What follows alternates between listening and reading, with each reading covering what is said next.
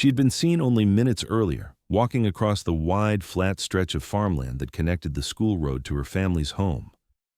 It was a shortcut most kids in town knew by heart, a path across knee-high grass that seemed too open, too exposed for anything bad to happen. 14-year-old Hannah Keller carried her backpack slung loosely over one shoulder, her head tilted slightly as if she were listening to music in her mind. Several classmates noticed her as they turned off down their own roads, the image of her figure in the distance sharp against the late afternoon sun. And then, without warning, she was gone. When her mother expected her home by 4 o'clock and she didn't arrive, there was no reason for panic at first. Hannah was sometimes slow, sometimes stopping at a friend's house or wandering along the edge of the fields to pick flowers. But by 5, her absence had begun to feel unnatural. By 6, when the sun dipped low and the field outside the Keller home fell into long shadows, her mother's voice cracked as she phoned the police. Deputies responded quickly. It was not a city where a missing teenager could vanish unnoticed. Patrol cars swept along the dirt lanes, and neighbors stepped out of their homes before the evening fully arrived. Word spread fast until dozens of people were combing the field with flashlights, calling her name into the night. The search was urgent, loud, filled with the kind of energy people feel in the first hours of a crisis when they believe the solution must be close by. They were convinced she must have fallen or gotten stuck or strayed slightly off course. But the land was empty. The ground, soft from recent rain, gave nothing away. No prints, no drag marks, no evidence of a struggle. Grass bent naturally under the weight of boots and tires, but showed no sign of where a girl carrying a school backpack might have passed. The longer the search continued, the more unsettling the silence became. By midnight, search dogs were brought in, trained to pick up scent from the places she had last been seen. They circled in confusion, tracing faint trails that began and ended without reason. One handler later described it as if the scent just stopped existing. The animals pulled their handlers to the middle of the field, spun in restless circles and whined. There was no trail leading away, no clear sign of entry or exit, only absence. Investigators worked under portable floodlights, canvassing the area, trying to reconstruct every detail.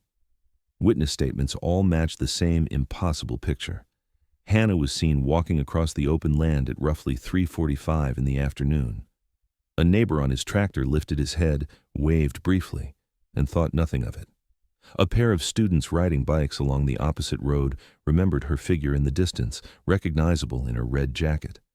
She had been there. And then, when people looked again just moments later, she wasn't. Rumors began immediately, whispered in small groups during the search. Some said she must have been pulled into a passing car, though the field was bordered only by narrow dirt tracks. Others wondered if she had run into the thin tree line at the far end, though volunteers who scoured the brush came back empty. By dawn, with no answers, fear spread through the town like a sickness. How could someone vanish in a place so open, so exposed to view, with dozens of people nearby? The Keller family stood at the edge of the field that morning, surrounded by deputies and neighbors who tried not to look them in the eye. Hannah's mother refused to leave. She paced the line of dirt and grass again and again, calling her daughter's name into the wind as though sheer persistence might bring her back. Her father stood behind her, stiff and silent, his hands buried deep in his coat pockets. Both of them watched as officers extended the search outward, dragging the nearby ponds, combing drainage ditches, and walking shoulder to shoulder across the farmland. Still, nothing. The investigation entered its second day with no evidence of abduction, no signs of a runaway plan, no belongings left behind. Her backpack, her jacket, her shoes, all gone with her. It was as though the earth itself had taken her in. Theories grew darker with every hour, feeding the collective dread. Some whispered about human trafficking rings, others about an unknown predator who might have struck before. For detectives, the sheer lack of physical trace was more chilling than any single lead. They couldn't explain how she had vanished, and without explanation, every option remained possible. In the following days, helicopters scanned the farmland from above, the whir of blades carrying across the quiet town. Search parties extended into neighboring counties. Volunteers dragged the riverbanks and checked abandoned barns. Deputies knocked on doors, questioning strangers and neighbors alike. But the most unsettling truth settled over everyone involved. Hannah's last confirmed sighting was in the middle of an open field in daylight, in full view, and from that point on, she had ceased to exist in any physical record. Her disappearance became the kind of mystery that towns never recover from. The field where she had last been seen no longer looked ordinary. For the Keller family, it became a wound in the landscape, a place they could not pass without a sense of suffocation. Every person who had seen her that day questioned their own memory, haunted by the gap between what they knew and what had happened next. By the end of that first week, investigators had to admit what no one wanted to say aloud. There was no trail, no leads, no explanation. A girl had vanished in broad daylight, in the most impossible of places, and the absence she left behind was only beginning to grow.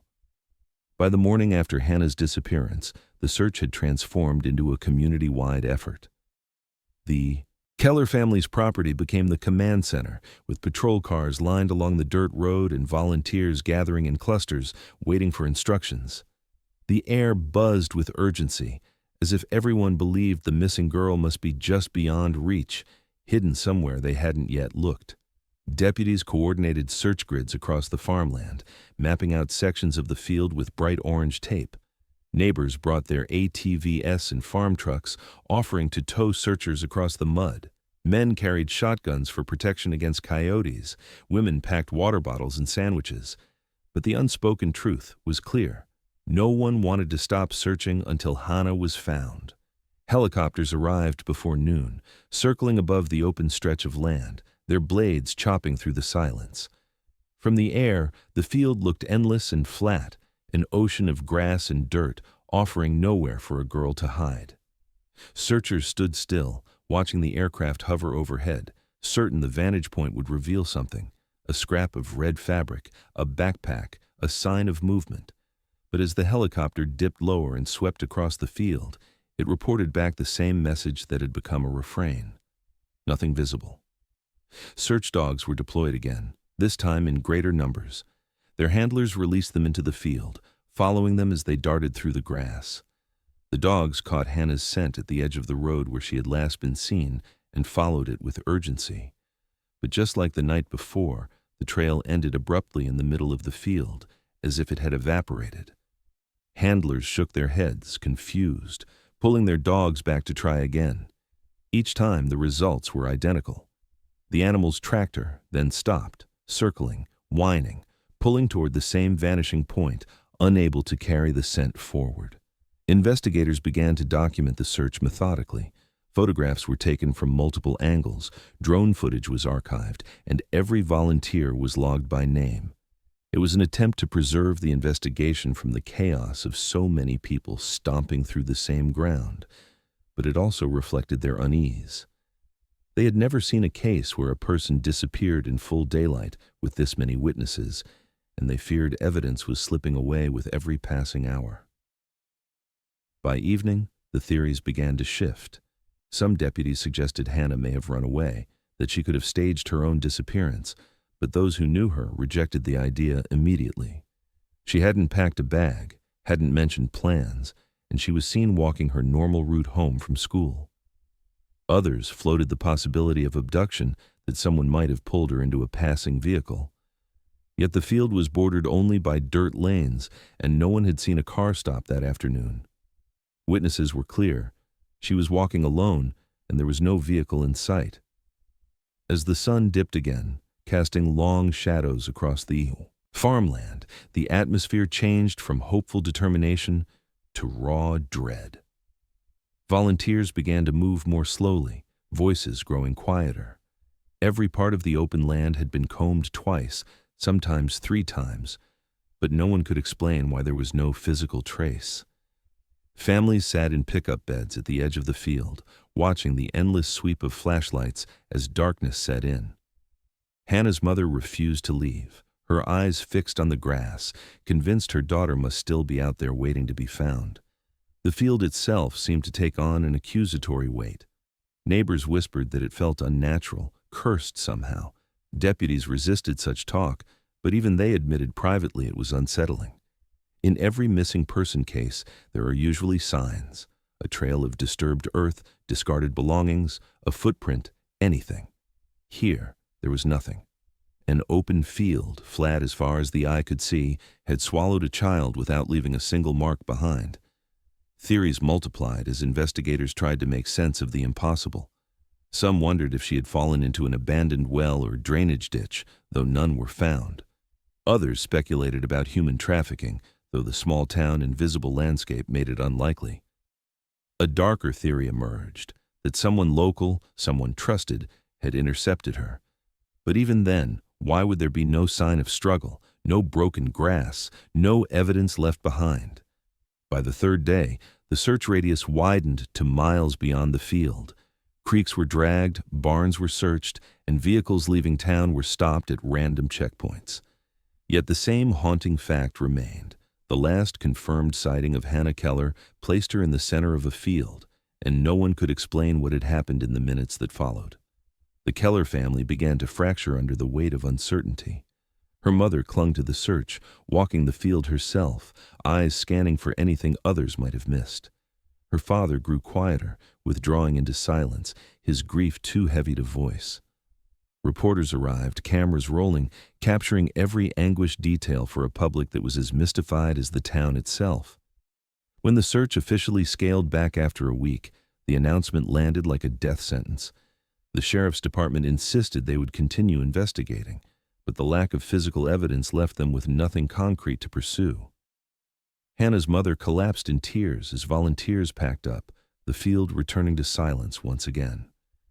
The open land that once connected children to their homes now carried a different meaning. It was no longer ordinary. It was a place where something impossible had happened. A girl had been seen one moment, and the next, she was gone.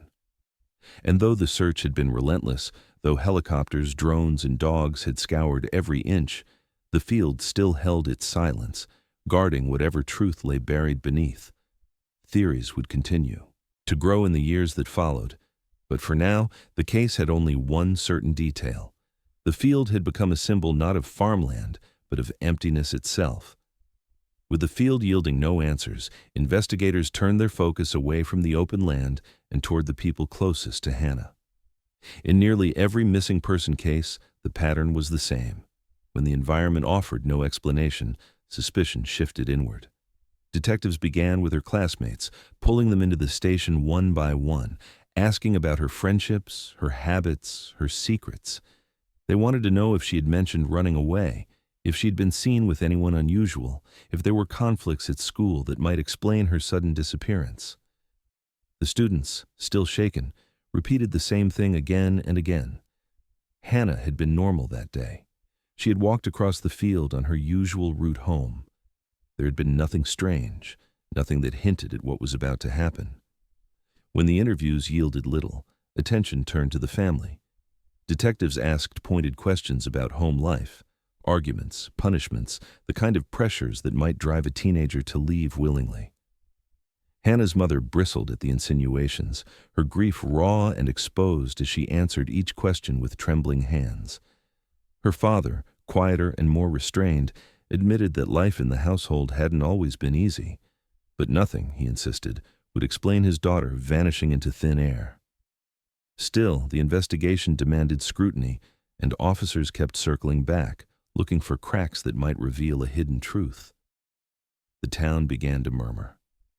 For weeks the community had rallied together, unified in the desperate search for the missing girl. But as time stretched on and no trace emerged, whispers took root.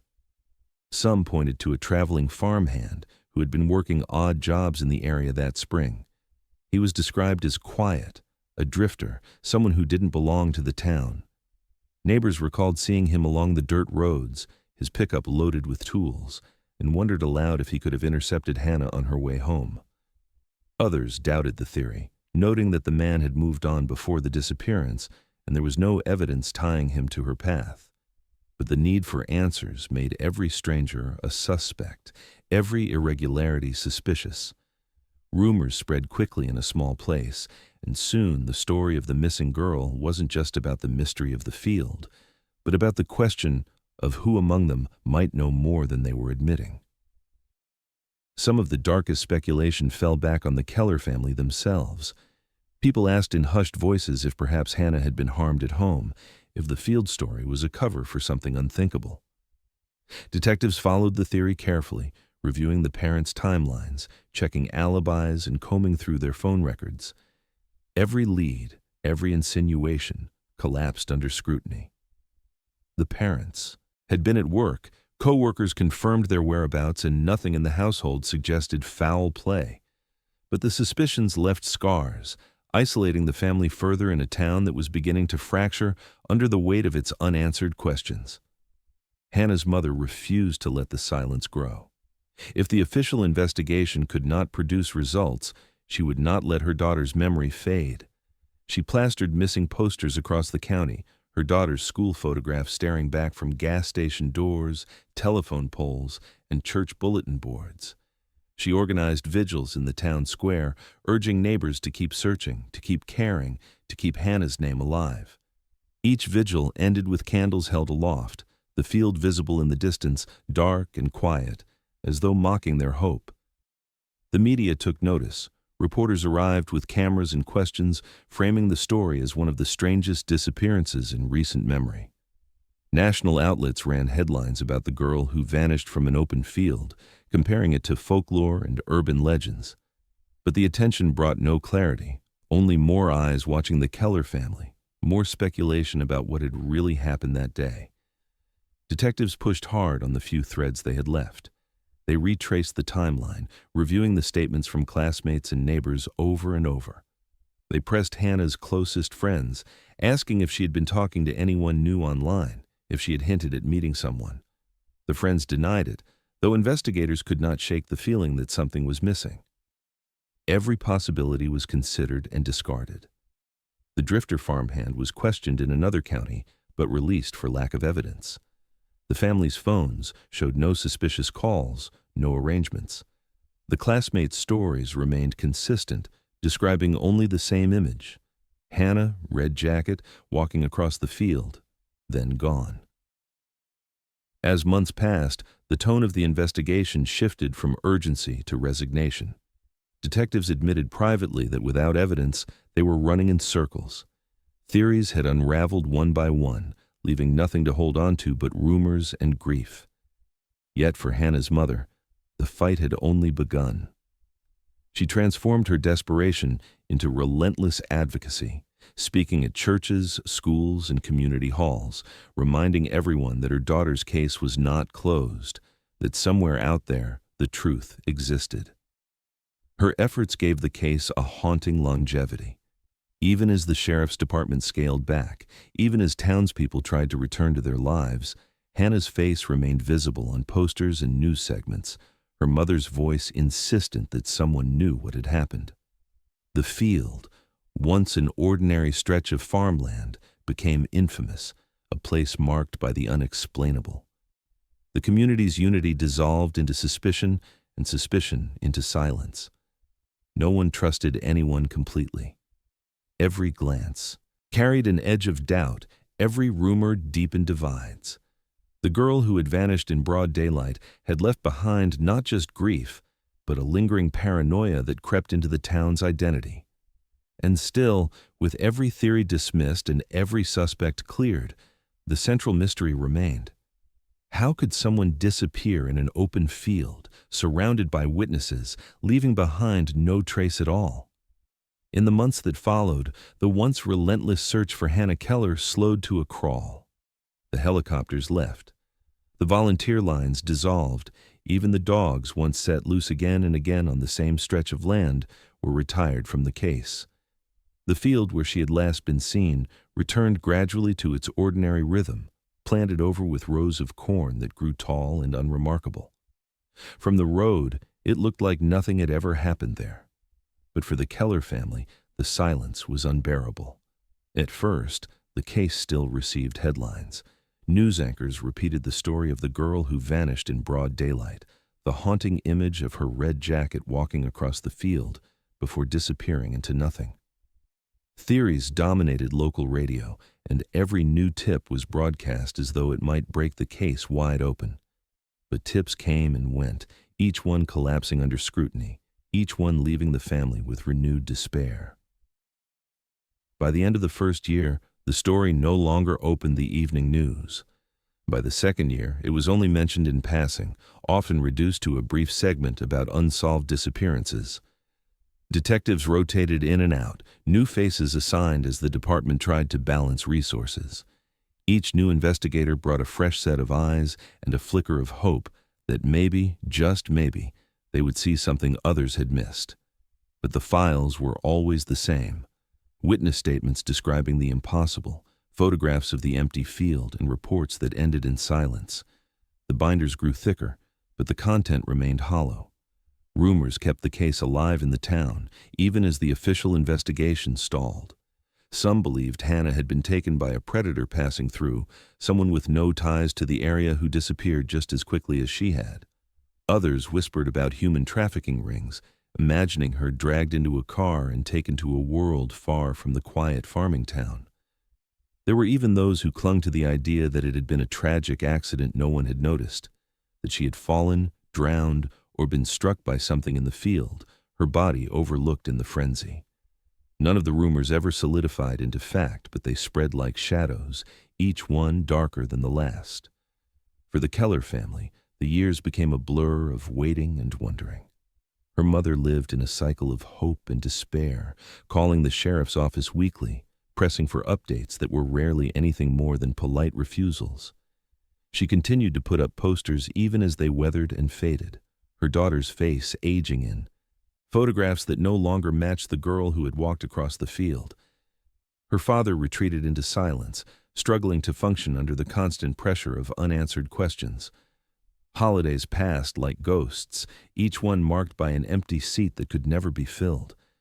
The emptiness of the field became unbearable for them. It was the place where the last proof of their daughter's existence was seen, and yet it gave them nothing in return. They avoided driving past it whenever possible, taking longer routes around town just to spare themselves the sight.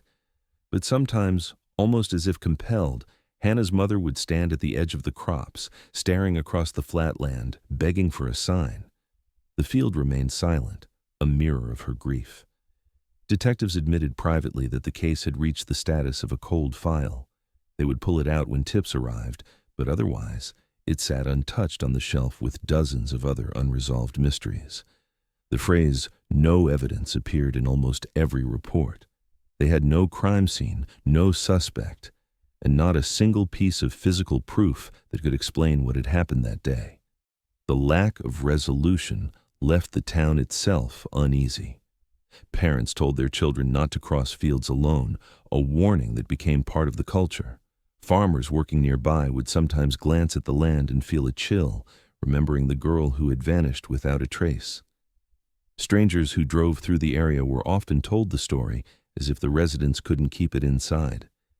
Yet over time, even the most disturbing events can fade into the background of daily life, and the case became another cautionary tale, whispered more than discussed. For Hannah's younger siblings, the years were marked by confusion and silence. They grew up in the shadow of her absence, their lives shaped by a tragedy that had no conclusion. They learned not to ask too many questions, because every question reopened wounds their parents could not bear. Yet they carried the weight of her disappearance everywhere they went, knowing their family would never be whole. As the 12th year approached, the Keller family was split between denial and resignation. Her mother still clung to the hope that one day Hannah would come home, that she would walk back across the same field and explain everything. Her father, worn down by years of silence, admitted privately that he no longer believed she was alive. The family lived in limbo, trapped between grief and the impossibility of closure. The field stood as a silent witness to it all. For outsiders, it was farmland again, unremarkable and ordinary. But for those who remembered, it was something else entirely, a wound in the earth that had swallowed a child whole. And as the years continued to pass with no resolution, the emptiness of the land seemed to reflect the unanswered questions left behind. A quiet reminder that some mysteries grow colder not because they are unsolvable, but because time itself erases the urgency to keep looking. Yet time has a way of circling back. Even the coldest cases can thaw when the earth itself begins to give up its secrets. And for the people of that small farming town, the field that had guarded its silence for over a decade was about to speak in the most horrifying way imaginable. As the years dragged on and the official investigation gathered dust, the case of Hannah Keller found a second life outside the sheriff's department. Amateur sleuths picked it apart online, dissecting the strange disappearance that had confounded professionals. Forums lit up with speculation, timelines, and theories, each one trying to make sense of how a girl could vanish in the middle of an open field. It became a kind of folklore for the internet age, a story people repeated when they wanted to discuss mysteries that defied reason. Some believed the original search had overlooked something crucial. They argued that Hannah had never disappeared in the field at all, that witnesses had been mistaken about where they last saw her. According to this theory, she had veered slightly off course, headed toward the distant tree line, and something had happened there. An accident, an attack, a fall into hidden terrain. Maps were posted, aerial photos shared, each detail scrutinized for possible blind spots the searchers might have missed. But none of the speculation could change the fact that searchers had swept that tree line dozens of times with no results. Others suggested a darker possibility, that Hannah had never made it into the field in the first place. Perhaps the story of her red jacket crossing the grass was a trick of memory, a detail manufactured by people who thought they saw her.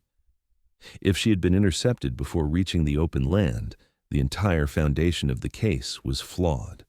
This theory gained traction among some retired officers who admitted that witness memories can be unreliable, especially under stress. Yet, despite their doubts, no evidence surfaced to suggest an earlier point of disappearance. The most unsettling theory grew from whispers that had never fully died, that Hannah had been taken by someone she knew, someone she trusted. Online investigators seized on the idea, combing through family connections, friendships, and neighbors with long-forgotten criminal records. They pointed to her lack of struggle, the absence of footprints, the way her belongings vanished along with her. It fit too neatly. A person she trusted might have convinced her to leave the field willingly. The theory was haunting, not because it explained everything, but because it explained too much, and it meant the danger had never come from outside, but from within her circle. The Keller family lived under the weight of these theories. For them, every new discussion online was a reminder that strangers dissected their tragedy like a puzzle. Hannah's mother monitored the forums at times, scrolling through long threads that debated her daughter's fate. Each theory cut differently. The idea she had run away stung like betrayal. The suggestion of family involvement twisted the knife of suspicion they had already endured, and the belief she had trusted the wrong person left her mother awake at night, replaying every interaction Hannah had ever had. For investigators who had long since moved on, the amateur efforts were both frustrating and fascinating. They admired the dedication, the way strangers kept the case alive, but they also knew the limitations. Without evidence, without something tangible to connect these theories to reality, they were just words on a screen. The case remained stuck in the same place it had been from the beginning, defined by absence. Locals, too, wrestled with the theories. Farmers working the land near the field still felt unsettled when the story resurfaced, each new round of speculation stirring memories of the search. Parents repeated the warnings not to cross fields alone, not because they believed in the theories exactly, but because they knew the danger of the unknown. For them, the disappearance had never faded into internet folklore. It was a wound in their community, reopened every time someone new discovered the story. The most painful part of the speculation was its hollowness. Every explanation sounded possible, but none could be proven. Theories multiplied like weeds, but each one died under the same pressure, the lack of evidence. No fibers, no belongings, no bones. The field had given them nothing to work with, and so every theory, no matter how convincing, floated in a void. The emptiness deepened the dread, because it meant the truth could be anything, and no one could prove it. Hannah's siblings, now old enough to navigate the internet themselves, stumbled onto these forums in secret. They read strangers dissecting their family's pain, analyzing details that felt too personal. They closed their laptops with knots in their stomachs, but the words stayed. Theories that someone she trusted had taken her made them look differently at neighbors, old teachers, even friends of their parents. The paranoia became generational, passed down like an inheritance of suspicion. By the 12th year, the case had transformed into something both intimate and public. It was a local tragedy, a cold file in the sheriff's office, and a story passed around online as an example of the inexplicable. Each theory breathed new life into it, but also kept the wound open. Hannah's mother still clung to the belief her daughter was out there, alive somewhere, while her father resigned himself to silence. Theories haunted them both, but in different ways. For her, they represented possibilities that kept hope alive. For him, they were reminders that closure might never come. Yet time has a way of breaking stalemates, and while theories can keep a mystery alive, it takes evidence to end one. The field that had held its silence for 12 long years would not stay silent forever. Its soil, turned and disturbed by farmers preparing the land, was about to give up something far more terrible than speculation, something that would end the theories once and for all. The disappearance of Hannah Keller did not just erase a child from a quiet farming town. It carved a wound through her family that would never fully close. At first, they presented a united front, appearing together at vigils, speaking jointly to reporters and sitting side by side during interviews with detectives. But grief has a way of reshaping people, of pulling them in opposite directions, and over the years, the absence of answers wore down the Keller household until it was almost unrecognizable. Hannah's mother remained in town, tethered to the place where her daughter had last been seen. She could not imagine leaving, because to her, leaving meant abandoning the only ground that might still hold a trace of Hannah. The field stood less than a mile from her home, visible from the porch if she looked long enough. For years she visited it daily, standing at the edge of the crops with arms folded, as though she were waiting for her daughter to come walking back across the grass. Friends urged her to move, to start fresh somewhere new, but she refused. Her life became rooted in that land, not by choice, but by the weight of unanswered questions. Her father chose a different path. The silence and suspicion of the town, the endless cycle of rumors and theories, became unbearable for him. Within 5 years of Hannah's disappearance, he moved away, finding work 2 counties over. To outsiders it seemed cold, as though he had abandoned the family in their darkest hour, but those closest to him described it differently. They said he could not survive the constant reminder, the stares, the way every trip to the grocery store brought questions he had no way to answer. His absence created another fracture in the family, one half still clinging to the place of loss, the other distancing itself in order to survive. Hannah's siblings grew up in the shadow of the mystery. As children, they learned early that their family was not like others. At school, they heard whispers, saw the way teachers watched them with pity, and carried the unspoken burden of being related to the girl who vanished. Their milestones, graduations, birthdays, even first dates, were overshadowed by the chair that was always empty. Each sibling coped differently. One tried to escape the town as soon as they were old enough, desperate to build a life unmarked by the case. Another stayed, echoing their mother's determination, feeling a responsibility to keep Hannah's name alive.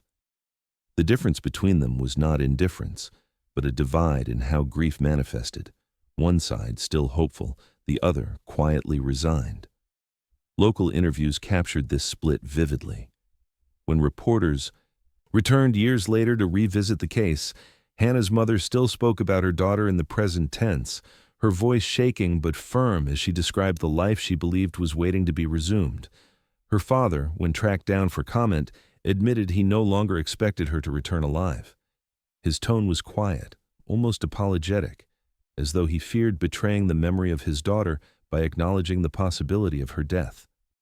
Together, their words revealed the chasm that had opened between them, hope and resignation, locked in a silent war that neither could win. The town itself carried its own fractures. For many, the field had become cursed ground. Parents warned their children not to cross it, even though it was nothing more than farmland. Teenagers dared one another to walk it at night, though most never made it far before turning back. Farmers who worked the soil described an unease they could not explain, a feeling that eyes were on them even in the emptiness. By day it looked ordinary, but by night it became a place whispered about, a landmark of dread woven into the town's identity. Some residents avoided speaking of Hannah altogether, believing the silence was a form of respect. Others kept the story alive, retelling it to newcomers and passing it down to their children as a warning about how quickly life could turn. The disappearance was no longer just the Keller family's tragedy. It was part of the town's history, a defining moment that lingered in every conversation, every pause, every sideways glance at the field. As the years passed, the fractures deepened. The Keller family rarely gathered in the same room. Holidays that once brought joy became unbearable reminders. Birthdays came and went without celebration. The siblings, each scarred differently, carried the weight into adulthood, shaping their choices, their relationships, even their sense of safety. For them, the loss was not just the absence of a sister, but the reshaping of their entire lives around an event that never had an ending. And yet, through all of it, the field remained. Silent, empty, ordinary to the outside eye, but heavy with meaning for those who remembered. It was the last place Hannah had been seen, the last link between her and the world she left behind. To her mother, it was both a graveyard and altar, a place where she prayed for a miracle that never came. To her father, it was a scar he could not face, the reason he chose distance over proximity. To her siblings, it was a story they inherited whether they wanted it or not. The family fractured, the town grew wary, and the field stood unchanged. But time does not erase everything. Beneath the soil that seemed so determined to guard its silence, something remained. And when the farmers returned to turn the earth 12 years later, the field that had divided a family and haunted a town would finally reveal what it had been hiding all along. 12 years after Hannah Keller disappeared, the field that had been the center of so much grief and suspicion was once again just farmland. Crops had grown and died, plows had dragged their blades across the earth season after season, and life in the town had tried to move forward, however unevenly. By then, most people had stopped looking at the field with the same intensity. Its mystery remained unsolved, but time had dulled the sharpness of the wound. For the farmers who worked it, it was soil to be tilled, rows to be planted, and nothing more. That is, until the spring of the 12th year, when a plow struck something beneath the ground that should not have been there. At first, the farmers assumed it was old machinery. It wasn't unusual for forgotten metal to be buried deep under farmland, remnants of generations before. They stopped their tractor, pulled tools from the back, and started clearing the dirt around the object. But as the soil fell away, the shape was irregular, jagged, and unsettling. Rusted metal shards jutted upward, mixed with bits of fabric that looked too fresh to belong to anything decades old. They paused, unease settling in as they realized this wasn't farm equipment at all. When one of them spotted something pale and curved emerging from the earth, the air shifted. At first, it looked like stone, smooth and weathered, but when they lifted it into the light, the truth was undeniable. It was a bone, a human bone. The work stopped immediately. The sheriff's office was called, and by late afternoon, deputies had arrived and cordoned off the section of land with tape. The field that had been silent for 12 years was suddenly alive with sirens, flashing lights, and the low murmur of officers trying to process what they had just found. News spread quickly. Within hours, cars lined the dirt road again, much like they had in the first days of Hannah's disappearance. Neighbors leaned against fences, whispering, their faces pale. For many, it was as if time had folded back on itself, returning them to the moment when Hannah had first gone missing. But this time, there was something tangible. This time, the field was no longer just a place of speculation. It was giving up secrets. Forensic teams arrived the next morning, setting up tents and equipment. The soil was carefully sifted, every fragment documented and preserved. What they uncovered was chilling. The rusted metal was part of a container, collapsed and corroded from years underground. Inside, they found scraps of fabric, faded but recognizable as clothing. Near it lay more bones, fragile and discolored by time, but unmistakably human. The discovery spread like wildfire. The Keller case, long cold, had broken open. Detectives who had once worked the case returned to observe the excavation. Some admitted they had never believed the field held answers, convinced instead that Hannah had been taken far away. Yet, here it was, evidence buried in the very ground where she had last been seen. The irony was heavy. The same soil that had resisted every search, every dog, every drone, had been holding the truth beneath the plow's reach all along. The Keller family was notified before the public announcement. Hannah's mother collapsed when deputies came to the door, her worst fears and faintest hopes colliding in the same breath. For years she had begged the police to keep looking, to dig deeper, to never assume her daughter was gone without proof. Now, proof was all she had, and it was both a relief and a devastation. Her father, quieter in his grief, admitted later that he had expected something like this for years, but the reality still broke him. Their fractured family, long divided by the uncertainty, was thrust together again in sorrow that was at least concrete. As forensic specialists worked, the town hovered in a strange mix of horror and vindication. For some, it confirmed what they had always suspected, that Hannah had never left that field. For others, it reignited old guilt, a reminder that no matter how many times they had searched, the truth had been just inches beneath their feet. Farmers who had worked the land for over a decade without realizing what lay below struggled with unease, questioning whether they had missed signs, whether their plows had passed over her grave countless times without knowing. The sheriff's department issued a statement that evening, confirming human remains had been recovered, but stopping short of identification. Still, no one in town doubted who it was.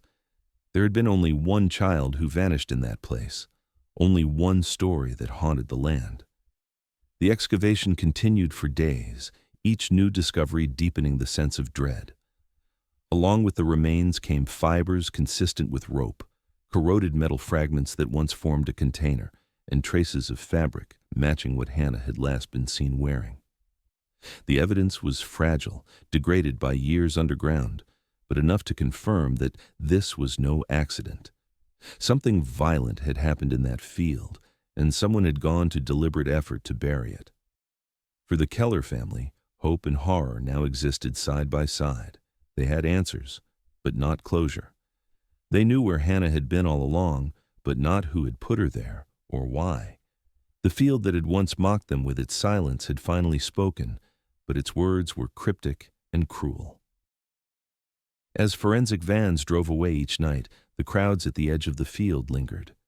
They watched as tarps were pulled over the excavation site, as deputies guarded the area through the night. They whispered to each other about what might come next, about who in their town had carried this secret for 12 years. Because the discovery of Hannah's remains did not end the mystery. It only deepened it. And for investigators, the unearthing of bones and fabric meant the case was no longer a question of if something had happened. It was now a question of who. The silence of the field was over, but the storm of truth had only just begun. The excavation of the field continued under the watchful eyes of deputies, forensic technicians, and a community that could not look away. Day after day, specialists sifted carefully through the soil, pulling fragments from the earth that told a story no one wanted to hear.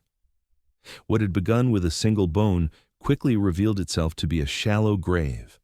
Beneath only a few feet of dirt, arranged in a way that seemed almost careless, lay the remains of a young girl.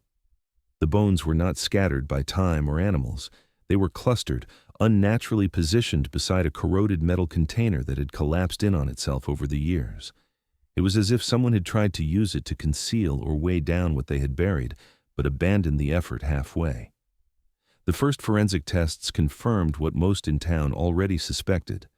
The remains belonged to Hannah Keller. DNA taken from a surviving tooth match samples from her parents. The news spread like wildfire, first through official channels and then through hushed phone calls and whispers across the county. For 12 years, people had speculated, argued, and theorized about what had happened to her. Now there was no doubt. She had never left the field. But the confirmation brought little comfort. The analysis of her remains revealed details that made the tragedy even more unbearable. Forensic anthropologists noted evidence of blunt force trauma to her skull, consistent with a heavy strike from behind. There were also fibers embedded in the soil near the bones, thin and degraded but identifiable under a microscope. They matched rope, twisted and frayed, the kind used in farming and construction. The combination of these findings made one thing clear. Hannah had not died by accident. She had been struck, restrained, and deliberately hidden. The corroded container added another layer of horror. Once tested, it was identified as an old storage box large enough to hold tools or equipment. Fragments of clothing fibers were found inside it, including material consistent with the jacket Hannah had been wearing the day she disappeared. Investigators theorized that her killer had attempted to use the box as a form of concealment, but ultimately buried her nearby when it became impractical. It was a chilling detail that showed not only violence, but premeditation. With these discoveries, the sheriff's department had no choice but to formally reopen the case. What had been a cold file gathering dust was suddenly the center of the state's attention. Detectives pored over the old binders, pulling names, timelines, and interviews that had been considered dead ends for more than a decade. They wanted to know who had access to that field 12 years ago, who knew it well enough to bury a body in plain sight, and who had managed to keep the secret hidden all this time. Theories that had once seemed far-fetched were now reevaluated. The idea of a passing predator, someone from out of town, no longer made sense. The burial was too deliberate, too close to the heart of the community. Whoever had done this had been comfortable enough with the land to believe the body would never be discovered. That narrowed the possibilities. The investigation turned back inward, toward farmhands, neighbors, and anyone who had worked those fields at the time of Hannah's disappearance. Retired detectives returned to assist, shaken by the realization that they had once stood only yards from where her body lay hidden. Some admitted privately to sleepless nights, remembering how they had walked across that soil with dogs, with floodlights, with helicopters hovering overhead, all while the truth was buried beneath their boots. The failure was crushing. But the renewed investigation gave them something they had not felt in years, a chance at redemption. The Keller family was asked once again to sit down with investigators. They were told the scientific findings in blunt clinical language, the trauma to the skull, the rope fibers, the evidence of concealment. Each word was another blow, another fracture in wounds that had never healed. Her mother clutched the table as she listened, unwilling to look away, needing to hear every detail no matter how painful. Her father, quieter and hollowed by years of grief, stared at the wall. Both left the meeting with the same tormenting question: who among them had done this? For the town, the forensic breakthrough was both vindication and terror. Vindication because it proved Hannah had not simply run away or vanished without explanation. Terror because it meant someone had killed her, buried her in the center of their community, and lived undetected for over a decade. People began revisiting their memories of that spring, asking who had seemed nervous, who had left suddenly, who might have had a reason. Suspicion spread again, just as it had in the early days, but now with sharper edges. The evidence gave investigators confidence, but it also demanded answers they did not yet have. The question was no longer whether Hannah had been murdered, but who had wielded the weapon, tied the rope, and carried her body into the shallow grave. Files were reopened. Names that had once been dismissed were circled again. Alibis were rechecked, timelines re-examined, The case had been buried as carefully as Hannah herself, but now, with bones and fibers in hand, the soil of silence had finally been broken. And as detectives began to connect those fragments to the people who once moved through that field, a picture was starting to emerge, one that would shatter the fragile peace of a town that had lived in the shadow of a mystery for far too long. As the forensic reports came together, detectives began pulling threads from the past, searching for anyone who had both access to the field and a reason to harm a child. Their eyes turned to the farm logs, dusty ledgers that tracked workers and laborers hired to tend the land in the spring of Hannah's disappearance. Most of the names were familiar, men and women from local families who had lived in the area for generations. But one name stood out: a seasonal farmhand, hired briefly and gone within months of Hannah's vanishing. His name had appeared in the investigation before, tucked away in the early files, but at the time there had been no evidence linking him to Hannah. He had been questioned lightly, offered vague answers, and then faded into the background as more urgent leads consumed investigators. Now, with her body discovered in the very field he once worked, his name took on new weight. Detectives pulled his employment records, his vehicle registration, and his criminal history. What they found painted a grim picture. He was no stranger to law enforcement. Years earlier, he had been arrested on charges of assault, though the case had collapsed when the victim refused to testify. There were other reports, too. Complaints from women in nearby towns about a man who followed them, unnerving encounters that never resulted in charges. He had drifted from county to county, taking odd jobs on farms, always moving on before roots could form. To the people who hired him, he was just another pair of hands during planting season. To investigators, he now looked like a predator hiding in plain sight. Detectives dug deeper, reconstructing his movements in the spring of Hannah's disappearance. Work logs placed him in the very field she crossed that day.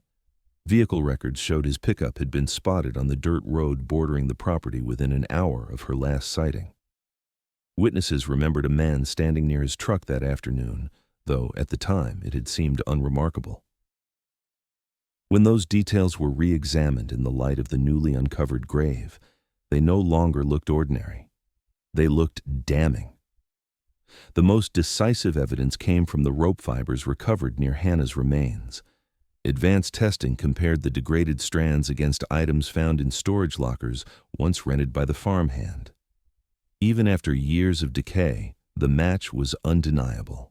Fibers from the rope tied to Hannah's burial site were consistent with the very rope he had used in his work. Investigators had their first solid link between him and the crime scene. Further analysis revealed more. Microscopic traces of his DNA, preserved in the fibers and confirmed through national databases, tied him directly to the act of restraint. It was the breakthrough detectives had waited over a decade for, scientific proof that the man who had once walked those fields had also been the one to conceal Hannah within them. As the case unfolded, a clearer picture of that day emerged. Investigators believe he saw Hannah walking alone, her red jacket bright against the green of the field. He may have offered her help, a ride, or simply a friendly word, something to put her at ease. Perhaps she hesitated. Perhaps she trusted him just enough to step closer. What happened next was reconstructed only through evidence: a blow to the head, likely struck in panic or sudden violence, followed by restraint with rope. Her death was not planned, but once it happened, concealment was.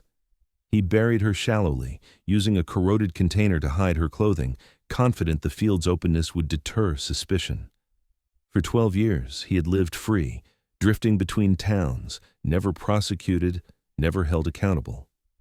To the families that hired him, he was forgettable. To Hannah's family, he was the answer they had begged for all along. When the sheriff's office announced the development, the town reacted with a mix of shock and grim recognition. Some remembered seeing him around back then, the way he kept to himself, the uneasy feeling he left behind.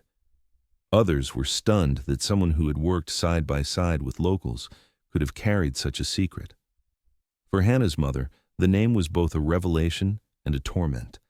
She had never suspected him, had never thought to look closer at the man passing through. The realization that he had been right there, in the same field, was almost too much to bear. Detectives prepared an arrest warrant, though they quickly discovered he had moved out of state years earlier. It took weeks of coordination with federal authorities to track him down, but eventually he was found, older now, living under his own name as though nothing had ever happened. When confronted with the evidence, DNA, rope fibers, work logs, he offered little resistance. His silence was not a confession, but it was as good as one. The case, once a void of unanswered questions, now had a face, a name, and a motive rooted in violence and fear. For the Keller family, the truth was both relief and devastation. They finally knew what had happened to Hannah, but the knowledge did not erase the years of torment or bring her back. The fact that she had been buried within sight of her home, hidden by a man who had no business in their lives, made the loss even more unbearable. Yet, in the cruel certainty, there was at least something solid to hold on to. The shocking truth unearthed was not just the bones beneath the soil, but the reality that Hannah's killer had always been among them, hidden behind the face of a man who passed through without leaving much trace, until now. And while justice was late in coming, it was not denied. The revelation that Hannah Keller's killer had worked among them left the town in a state of quiet devastation. For 12 years, the community had lived with the unease of an unanswered mystery, whispering theories and imagining predators from far away. But the truth was worse. The man responsible had not been a ghost or a faceless stranger. He had lived among them, eaten in their diners, walked their roads, and worked their fields. He had been ordinary enough to blend in, and that ordinariness now felt like a betrayal. Neighbors struggled to reconcile their memories. Some remembered seeing him in town, recalling his truck rattling down dirt roads, or the way he kept to himself in the corner of a local bar. None had thought him dangerous at the time, and that lack of suspicion weighed heavily on them. For the Keller family, the knowledge was unbearable. To think that their daughter had trusted a man who had no right to her trust, and that his silence had allowed their suffering to stretch over a decade, was almost too much to endure. The arrest made headlines across the state. News anchors spoke of the shocking breakthrough, the way DNA and forensic evidence had resurrected a cold case that many believed would never be solved. But the cameras, the reports, and the headlines only highlighted the truth the family already knew. Justice had come late, after years of torment that could not be undone. In interviews, Hannah's mother described what it was like to live with the uncertainty for 12 years. Every day had been a question without an answer, every night a battle between hope and despair. Now, with the discovery in the field and the arrest of her daughter's killer, she faced a different torment, the grief of finality. She would never see Hannah walk through the door again. The story was over, but not in the way she had prayed for. Closure was not peace. It was a wound that no longer bled but never truly healed. Her father spoke only sparingly. Years of silence had worn him down, and even with the truth uncovered, he had little left to give. He admitted that while the arrest confirmed his worst fears, it did not feel like victory. Justice, when delayed by more than a decade, felt hollow. What remained was not triumph, but exhaustion. The siblings, now adults, wrestled with the truth in their own ways. One felt vindicated, insisting all along that Hannah had not run away, that she had been taken. Another admitted to bitterness, angry that so many years of their lives had been shaped by a mystery that could have been solved sooner. They were no longer children growing up in the shadow of an unanswered disappearance. They were adults, standing in the aftermath of a truth that had stolen their youth. For the town, the field could never return to being just farmland.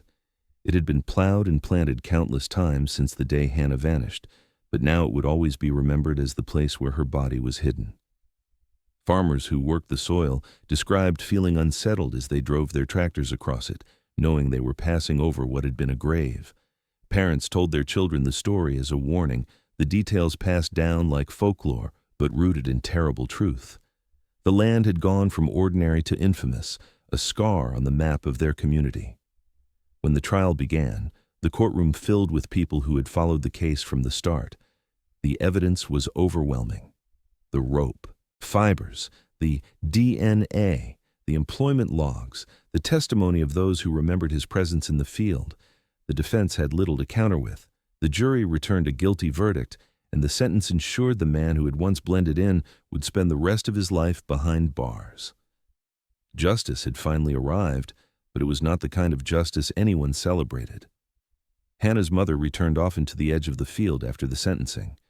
She described standing there, looking out over the rows of crops, no longer seeing emptiness, but recognizing it for what it had always been, a grave holding the truth she had begged for.